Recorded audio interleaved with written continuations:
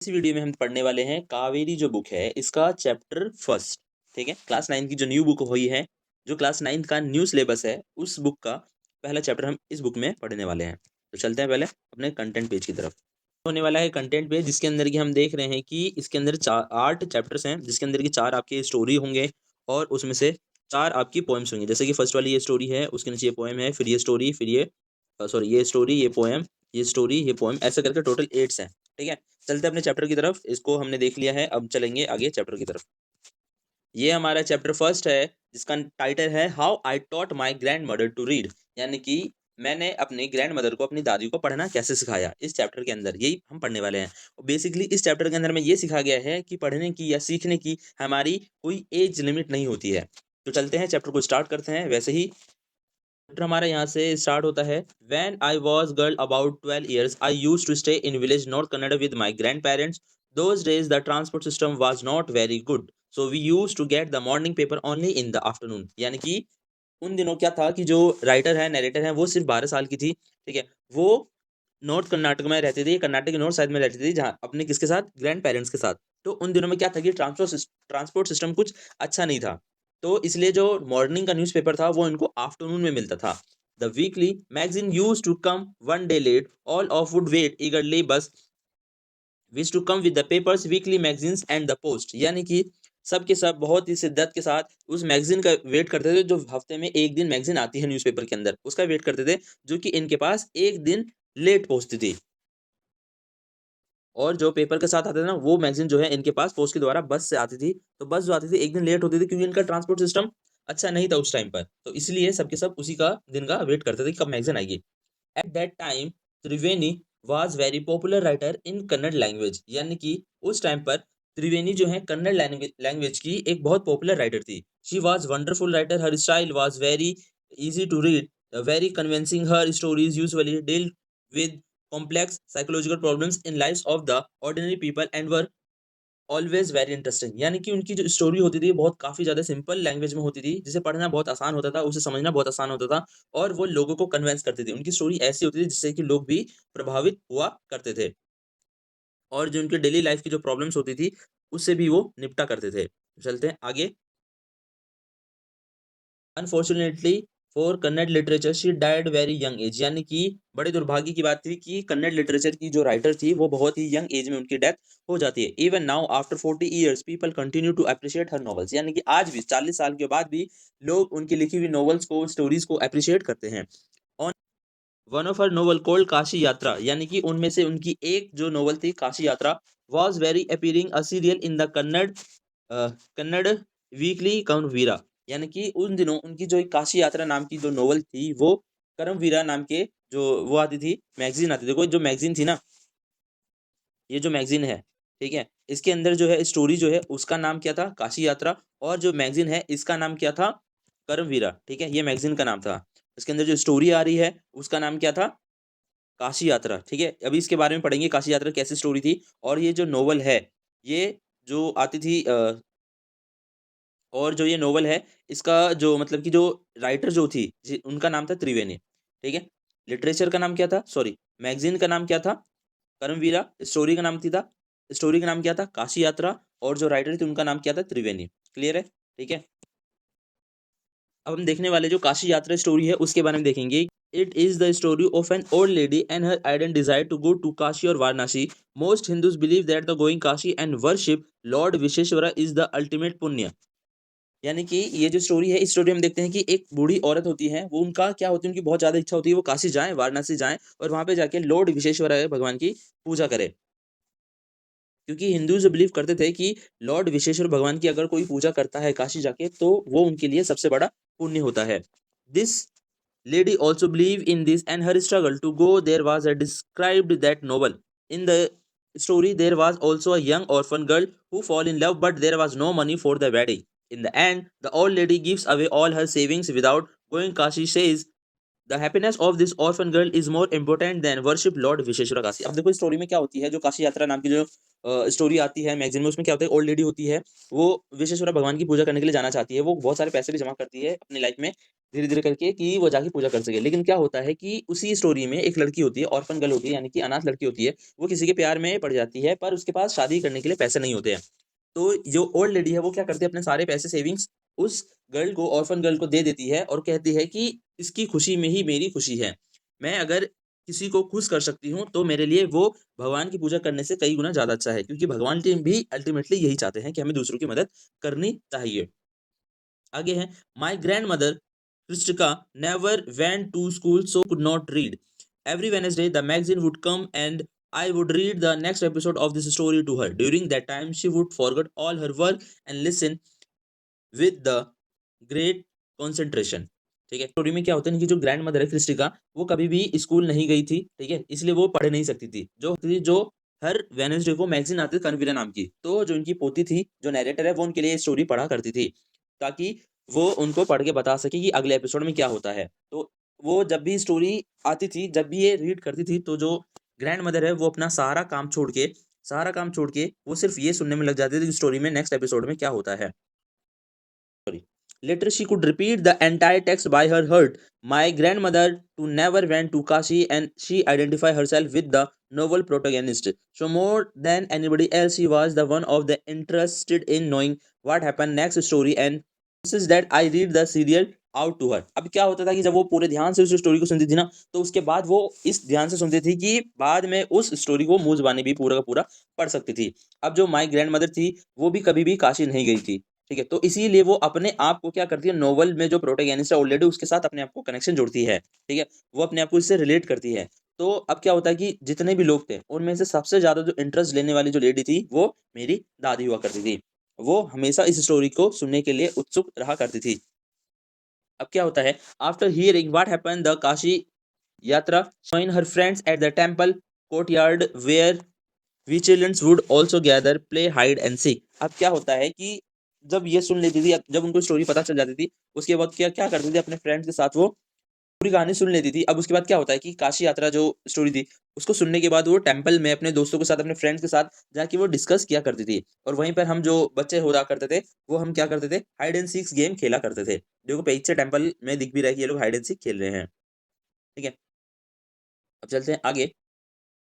आगे स्टोरी में है कि she would discuss the latest episode with her friends at that time I never understood why there was so much debate about the story. यानी कि उस time पे क्या हुआ करता था कि वो इस स्टोरी को अपने फ्रेंड के साथ डिस्कस किया करती थी, और उन दिनों में मुझे ये नहीं पता था कि वो सभी के सभी जितने भी लोग हैं वो इस स्टोरी के ऊपर डिबेट क्यों किया करते थे।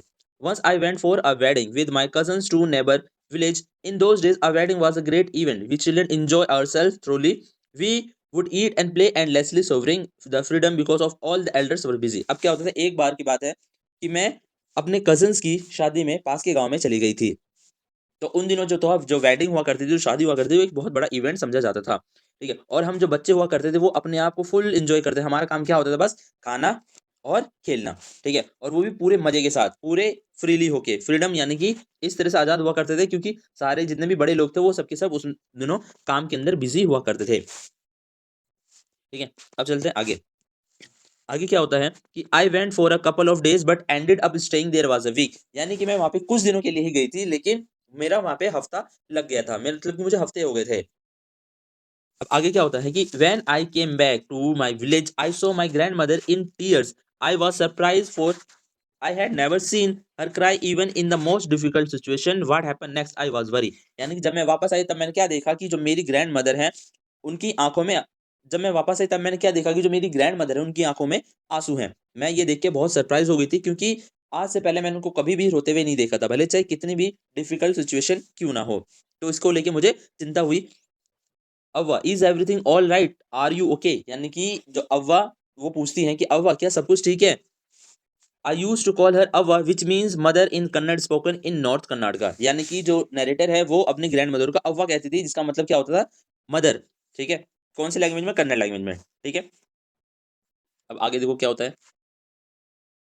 She nodded but didn't reply. यानी कि उन्होंने अपना इशारे में सिर तो हिलाया पर उन्होंने कोई जवाब नहीं दिया। आई did not understand why I did not understand and forget about it, यानी कि मुझे उस चीज के बारे में कुछ समझ में नहीं आया और मैं उस चीज के बारे में भूल गई. In the night after dinner, we were sleeping in the open terrace of our house. It was a summer night. There was a full moon. Avva came and sat next to me. यानी कि हम जो थे गर्मियों के दिन चल रहे थे तो हम लोग ओपन टेरेस पे सोया करते थे. डिनर के बाद हम टेरेस पे सोने के लिए चले गए तो अव्वा आती है और मेरे बगल में आके बैठ जाती है. हर अफेक्शनेटेड हैंड से touch my forehead. I realize she wanted to speak. I asked her what is matter, यानी कि जो उनके जो प्यारे हाथ थे वो अपने प्यारे हाथों से मेरे सर को सहलाती है तो मुझे ये पता चल जाता है कि अव्वा जो मुझसे कुछ कहना चाहती हैं पर वो कुछ कह नहीं पा रही है. तो मैं उनसे डायरेक्टली पूछती हूँ कि अव्वा क्या बात है. अब देखो आगे क्या होता है कि when I was young girl I lost my mother. There was nobody to look after and guide me. My father was very my father was a busy man and got married again. अब यहाँ पे दादी जो है अपनी story सुनाने लग जाती है कि जब वो यंग एज में थी तब क्या होता है कि वो अपनी मदर को खो देती हैं. उनकी मदर की डेथ हो जाती है तो उनके बाद इनके पास कोई नहीं था जो कि इनको गाइड कर सके, इनका ख्याल रख सके. इनके जो फादर थे वो बहुत ही बिजी पर्सन थे और उन्होंने दूसरी शादी कर ली.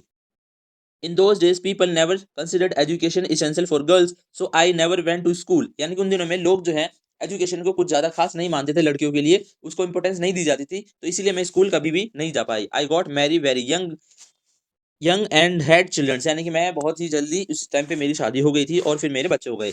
आई became very busy later. I had grandchildrens and always felt so much happiness in cooking and feeding all of you. यानी कि मैं बहुत जल्दी माँ बन गई थी और उसके बाद ही फिर मेरे बच्चे हुए और मैं अब दादी माँ बन चुकी हूँ. मुझे जो है कुकिंग करना, खाना बनाना और तुम सबको खिलाना मुझे बहुत ही ज्यादा अच्छा लगता है. At time I used to regret not going school so I made sure that my childrens and grandchildren studied well. यानी कि उस टाइम पे क्या हुआ कि मुझे इस चीज का बहुत रिग्रेट होता है कि मैं कभी स्कूल नहीं जा पाई, इसीलिए मैंने ये एश्योर किया कि मेरे बच्चे और जो मेरे ग्रैंड चिल्ड्रंस हो गए वो अच्छे से पढ़ाई कर पाए. इसके लिए मैंने बहुत ज्यादा मेहनत भी करी. I could not understand why my 62 years old grandmother was telling me a 12 years old the story of her life in the middle of the night. यानी कि मुझे ये चीज समझ में नहीं आ रही है कि जो मेरी 62 ईयर्स 62 साल की जो बूढ़ी दादी माँ है वो अपने 12 साल के बच्चे को ये अपनी लाइफ की स्टोरी क्यों सुना रही है, वो भी इतनी रात में, आधी रात में. But I knew I love her immensely and there had to some reason why she was talking to me. यानी कि पर मुझे पता था कि वो मुझसे प्यार करती हैं और उसके पीछे कुछ ना कुछ कारण है इसलिए वो मेरे से बात कर रही हैं. I looked at her face, it was unhappy and her eyes were filled with tears. यानी कि मैंने उनके फेस की तरफ देखा, वो नाखुश थी और उनकी आंखों में पानी था. She was a good looking lady who was usually always smiling. Even today, I cannot forget the worried expression on her face. I leaned forward and held her hands. यानी कि अब क्या होता है कि वो बोलती है कि जो उनकी जो ग्रैंड मदर थी वो बहुत ही ज़्यादा अच्छी गुड लुकिंग लेडी थी, वो हमेशा स्माइल करती थी और लेकिन आज भी मैं उनके उस चिंता वाली जो एक्सप्रेशन जो उन्होंने उस रात में दिए थे उसको मैं आज भी नहीं भूली हूँ, मुझे आज भी याद है. लेकिन मैंने उस टाइम पे क्या किया, मैंने अपना हाथ उनके हाथ पे रखा और फिर मैं पूछता ही हूँ कि Avva don't cry what is matter. वो डायरेक्टली पूछती है नरेटर कि अव्वा रोइए मत, बताइए कि मैटर क्या है, क्या मैं आपकी किसी तरह से हेल्प कर सकती हूँ. उसके बाद yes I need your help, you know when you were away Karmaveera came as usual. I saw the pictures that accompanies the story of the Kashi Yatra. I could not understand anything that was written. Many times I rubbed my hands over the pages, wishing they could understand what was written, but I knew it was not possible if I only was educated enough. अब देखो क्या होता है कि जब तुम कुछ दिनों के लिए गांव से बाहर चले गई थी तो कर्मवीरा जो मैगजीन है वो बाकी दिनों की तरह बाकी हफ्ते में जैसे आती है वैसे वो भी आई. तो उसके बाद मैंने उसके ऊपर जो पिक्चर्स जो हैं वो मैंने पिक्चर्स को देखा, मैंने उसके अपने हाथ भी फेरे बहुत बार, लेकिन मुझे कुछ भी समझ में नहीं आ रहा था. क्यों? क्योंकि मुझे पढ़ना ही नहीं आता और अगर मैं पढ़ी लिखी होती तो शायद मुझे उसमें से कुछ ना कुछ समझ में भी आ चुका होता. ठीक है, अब आगे चलते हैं. I waited eagerly for you. Return. I felt you would come early. Read for me. I even thought of going to village and asking you to read. I could not have asked somebody in this village. I could have asked somebody in this village, but I was too embarrassed to do so. ठीक है, अब देखो क्या होता है कि जो grand mother वो सोचती है कि मैंने यहाँ तक का सोचा कि मैं तुम्हारे पास आ जाऊं और तुमसे ये स्टोरी को पढ़वाऊं. अब देखो ग्रैंड मदर कितनी ज्यादा इंटरेस्टेड थी उस स्टोरी के बारे में सुनने के लिए. तो ऐसा पॉसिबल नहीं हुआ तो ये चाहती तो वो गांव में किसी और से पढ़वा सकती, किसी से पूछ सकती थी, पर इस उनको एम्बेरेस फील हो रहा था. I felt very depend and helpless. We were well off but what use is money when I can not be independent. देखो अब क्या होता है कि वो सीधा बोलती हैं कि भाई हमारे पास अब सब कुछ है, हमारे पास पैसे भी हैं, पर इन पैसों का क्या यूज जब मैं खुद के ऊपर ही इंडिपेंडेंट नहीं हूँ। I did not know what to answer Avva. अब नाइटर बोलती है मुझे समझ में नहीं आया कि मैं अव्वा को क्या आंसर करूँ। I have decided I want to learn the Kannada alphabet from tomorrow onwards. I will work very hard. I will keep Saraswati puja day during Dussehra as the deadline. अब क्या करती है दादी माँ डायरेक्ट बोलती हैं कि भाई मैंने डिसाइड किया है कि मैं कन्नड़ लैंग्वेज सीखूंगी, कन्नड़ अल्फाबेट सारे सीखूंगी और दशहरा की सरस्वती पूजा तक ये मेरी डेडलाइन होगी। That day I should be able to read novel on my own. I want to be independent, यानी कि उन दिनों तक में मैं ये इतनी लायक हो जाऊंगी कि मैं अपनी नोवेल खुद ही पढ़ सकूं। I saw the determination on her face yet I laugh at her at this age of 62 you want to learn the alphabets. यानी कि उस टाइम पे मुझे उनकी बात सुन के हंसी तो आई कि अब आप 62 साल की हो चुकी हो और अब आप अल्फाबेट सीखना चाहती हो। All of your hairs gray, your hands are wrinkled, you were speckless and you work so much in the kitchen। अब देखो अब क्या हो चुका है कि अब आप 62 ईयर्स की बूढ़ी हो चुकी हो, आपके जो बाल हैं वो सफेद हो रहे हैं, आपके झुर्रियां पड़ रही हैं हाथों पे, और आपकी मतलब कि आपको बिना चश्मे के कुछ दिखता भी नहीं है, और किचन में भी आप इतना ज्यादा बिजी रहते हो काम करते हो, तो आप कैसे करोगे। ठीक है। Childishly I made fun of old lady, यानी कि बचकाने तरीके से मैंने उनकी एक तरह से मजाक तोड़ा है। बट शी स्माइल, यानी कि उन्होंने इसको मजाक ना लेके उन्होंने बस स्माइल किया और कहा कि for a good cause if you were determine you can overcome any obstacle. यानी कि वो सीधा बोलती हैं कि भाई अगर अच्छी चीज के लिए तुमने निश्चय कर रखा है तो तुम्हें कोई भी मुसीबत नहीं रोक सकती। I will work harder than anybody but I will do it for learning there is no age bar. यानी कि मैं बहुत ज्यादा मेहनत करूंगी और मैं ये जानती हूँ कि सीखने की कोई उम्र नहीं होती है। The next day onwards I studied my tuition Avva was very wonderful students the amount of the homework she did was amazing. Would read, repeat, write, and recite. I was her only teacher and show my first student. Little I Little did I know then that one day I would be became a teacher of computer science and teaching hundreds of students the Dashara festival came। देखो अब क्या होता है कि अगले ही दिन से जो इनकी जो ग्रैंड डॉटर है वो अपने ट्यूशन क्लास शुरू कर देती है सिर्फ अव्वा को पढ़ाने के लिए। अब वो बहुत ज्यादा सरप्राइज होती है कि जो उनकी जो अव्वा थी यानी उनकी जो ग्रैंड मदर थी वो कितनी मेहनत के साथ पढ़ रही हैं। उनका जो उनको काम दिया जाता था होमवर्क में, वो उस होमवर्क के काम को बहुत अच्छे से करती थी, उसको रीड भी करती थी और वापस से रिपीट भी करती थी, लिखती भी थी और उसको अच्छे से याद भी कर लेती थी। उस टाइम पे जो थी ग्रैंड मदर वो उनकी फर्स्ट स्टूडेंट थी और ग्रैंड मदर की जो ग्रैंड डॉटर है ये इनकी फर्स्ट टीचर हुआ करती थी। ठीक है, तो उन दिनों में उनको नहीं पता था कि कभी आगे चल के ये जो है एक कंप्यूटर साइंस की टीचर बनेंगी और आगे चल के कम से कम हजारों बच्चों को आगे पढ़ाएंगी। अब क्या होता है कि दशहरा में फेस्टिवल्स आता है जैसे ही secretly I bought a Kashi Yatra which had been publish as the novel by that time. अब देखो क्या होता है कि जैसे ही दशहरा आता है जो नरेटर है वो क्या करती है अपने ग्रैंड मदर के लिए काशी यात्रा की नोवेल खरीदती है, क्योंकि उस टाइम पे जो काशी यात्रा आती थी किस में आती थी, मैगजीन में आती थी। तो मैगजीन में जो आती थी वो तो एपिसोड वाइज आती थी ना। अब क्या हुई पूरी की पूरी बुक छप गई है, अब उसके अंदर पूरी की पूरी स्टोरी एक ही बार में दे रखी है, तो वो खरीद लेती हैं।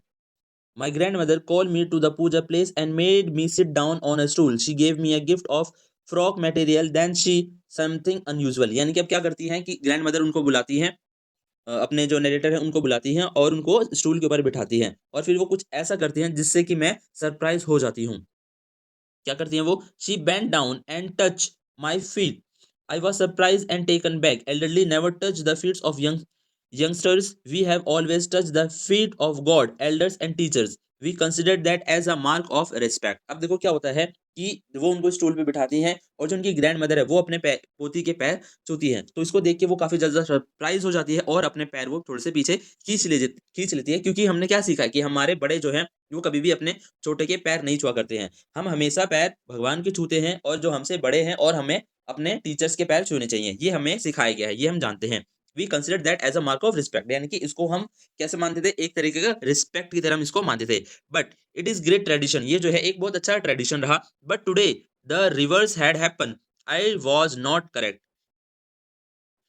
Sorry, it was not correct. यानी कि आज जो है इसका उल्टा हो रहा है जो कि मुझे सही नहीं लगा कहीं से भी, तो ये सही नहीं था। She said I am touching the feet of our teacher not my granddaughter. ठीक है, अब यहाँ पे क्या बोलती है जो ग्रैंड मदर है वो सीधा रिप्लाई करती है कि जो मैं हूं मैं अपने टीचर के पैर छू रही हूँ, ना कि अपने पोती के पैर छू रही हूँ। A teacher who taught me so well with so much affection that I can read any novel confidently in such a short period. यानी कि मैं उस टीचर के पैर छू रही हूँ जिन्होंने मुझे इतनी अच्छे से पढ़ना सिखाया ताकि आज मैं कोई भी नोवेल बहुत ही आसानी से पढ़ सकती हूँ, वो भी इतने कम टाइम में। Now I am independent, it is my duty to respect teacher, is it not written in our scriptures that the teacher should be respected? यानी कि मैं तो सिर्फ अपने टीचर की ये तो मेरी रिस्पेक्ट ये सॉरी ये तो मेरी ड्यूटी बनती है कि मैं अपने टीचर की रिस्पेक्ट करूँ। क्या ये हमारे ग्रंथों में नहीं लिखा है कि हमें टीचर्स की रिस्पेक्ट करनी चाहिए? Irrespective of the genders and age, यानी कि हमें ये नहीं देखना चाहिए कि हमारी जो टीचर है वो हमसे एज में बड़ी है, छोटी है, हमें इससे कोई मतलब नहीं है। ना ही जेंडर से कोई मतलब है कि मेल है, फीमेल है। हमारे लिए जो टीचर है वो एक रिस्पेक्टेबल पर्सन होती है। ठीक है? I did return her नमस्कार to her by touching her feet and gave my gift to my first student। यानी कि अब क्या करती है नरेटर, वो उनका जो गिफ्ट होती है वो अपना जो जो उन्होंने गिफ्ट खरीदा था काशी यात्रा, वो अपने स्टूडेंट्स को गिफ्ट करती है, उनकी स्टूडेंट यानी कि जो उनकी ग्रैंड मदर है। She opened it and read immediately the title Kashi यात्रा by Triveni and publishers name. ठीक है, अब जैसी होती है उनको स्टोरी जो नॉवल होती है वो गिफ्ट देती हैं, तो ग्रैंड मदर फटाक से अपना पेज खोलती हैं और उसमें टाइटल पढ़ती है और पब्लिशर का नाम पढ़ती है। I knew that my students had pass with the flying colours Sudha Murthy. यानी कि अब वो सीधा बोलती हैं कि अब मुझे समझ में जैसे ही वो उनकी जो ग्रैंड मदर है वो उस स्टोरी को पढ़ती है, तो उनको वो कहती है कि अब मुझे समझ में आ गया है कि जो मेरी जो स्टूडेंट है वो बहुत ही अच्छे मार्क्स से पास हो गई हैं। जो स्टोरी लिखी है वो लिखी है सुधा मूर्ति ने। अब इसके जो जितने भी क्वेश्चन आंसर्स हम देखेंगे, देखो इसके जितने भी क्वेश्चन आंसर्स होंगे, अगर आपको इसके आंसर्स चाहिए तो प्लीज़ बता देना, ताकि मैं अगले वीडियो में सिर्फ़ आंसर्स की वीडियो दे पाऊँ। तो मिलते हैं अगली वीडियो में, तब तक के लिए सब्सक्राइब कर दो। हम नेक्स्ट पोएम करने वाले हैं, जो कि हमारी पोएम कौन-सी होने वाली है, अभी देख लेते हैं। हुँ, जो हमारी नेक्स्ट पोएम होने वाली है भारत आर लैंड, ठीक है?